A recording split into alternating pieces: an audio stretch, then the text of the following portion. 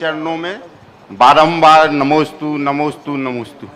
मुनि से सिर्फ एक लाइन कहना है आपसे, पहले मुझे आप सिर्फ अच्छे लगते थे, अब आपके सिवा मुझे कोई अच्छा नहीं लगता।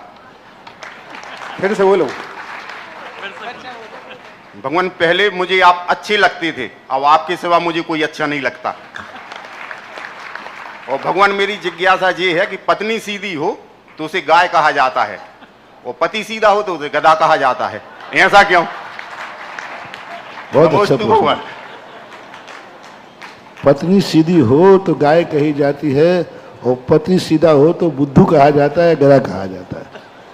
सीधा सा कारण है कि स्त्री तुम्हारे घर नहीं आई थी, तुम उसे लेने गए थे जोरू के गुलाम।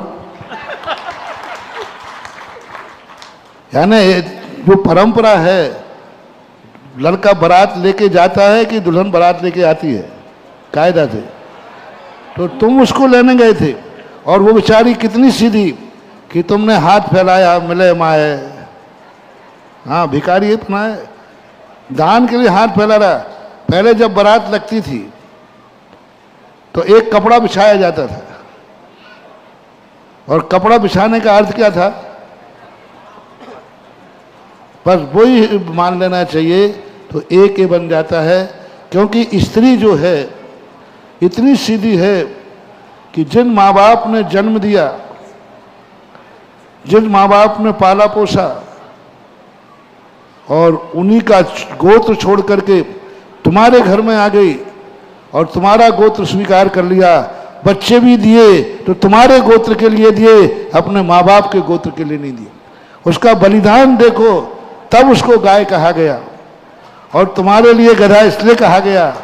इतने बलिदान के बाद भी तुम दादागिरी दिखाते हो, मैं तेरा मालिक हूँ, मैं तेरा स्वामी हूँ।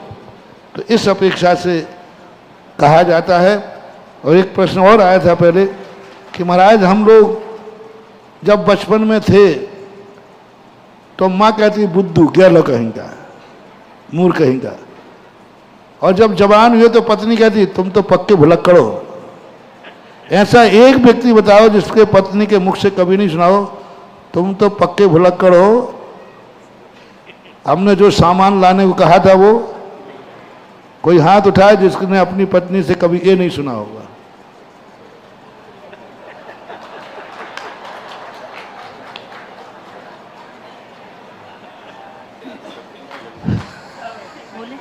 महाराज श्री और जब ये जवानी में हुए तो पत्नी ने भुलक्कड़ कहा, और जब बूढ़े हो गए तो वे कहता पापा आप शांत बैठो, सटिया गए हो। तो हमारे तीनोंपन बुद्धूपन में निकल जाते, हम ज्ञानी कब बनेंगे? माँ की दृष्टि में बचपन बुद्धू है, जवानी में पत्नी की दृष्टि में बुद्धू है, बुढ़ापे में बेटे की दृष्टि। बस इन तीनों को छोड़ दो, ये तीनों तुम्हें बुद्धिमान मान लेंगे। बचपन में माँ को छोड़ दो, माँ तुम्हें बुद्धिमान मानेगी, ओहो मेरा बेटा महाराज बन गया। जवानी में छोड़ दो, पत्नी तुम्हें अर्घ चढ़ाएगी, धन्य है नेमी कुमार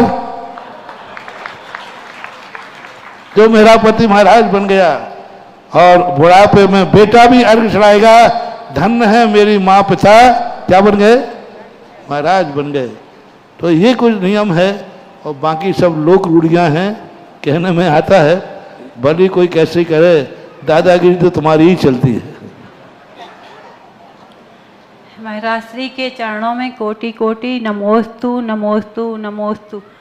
हे महाराज श्री, मेरी जिज्ञासा यह है कि महाराज श्री, परिवार में किसी का मरण हो जाता है तो सभी लोग परिवारजन मृत शरीर के चरण स्पर्श करते हैं, तो क्या महाराज जी ये उचित है? नहीं, आगम में इस बात का बिल्कुल भी समर्थन नहीं है।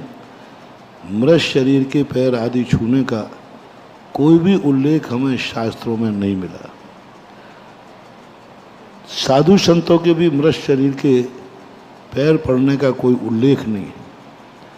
ये रूढ़ी परंपराएं हैं, क्योंकि कुछ मतों में ऐसा माना जाता है, वहाँ से संस्कार बस समाज के बीच में हैं, आते हैं।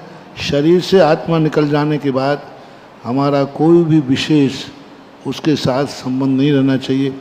उसके साथ कोई भी ऐसा पूजनीय कार्य नहीं करना चाहिए, क्योंकि वो मुर्दा है, डेड बॉडी है, उसके लिए कोई ऐसा नहीं करना चाहिए। जिज्ञासा रखेंगे परम आदरणीय श्रीमान सुगम जी कोठारी, जो प्रबंध निदेशक हैं हमारे भाग्योदय तीर्थ परिवार के जोरदार कलदन ध्वनि से हम इनका भी सम्मान स्वागत करते हैं। आप जिज्ञासा रखें और इसके बाद तैयार रहेंगे। आज पूज्य गुरुदेव को नवदा भक्ति पूर्वक जिस परिवार ने बड़गाहन कर मंगलमय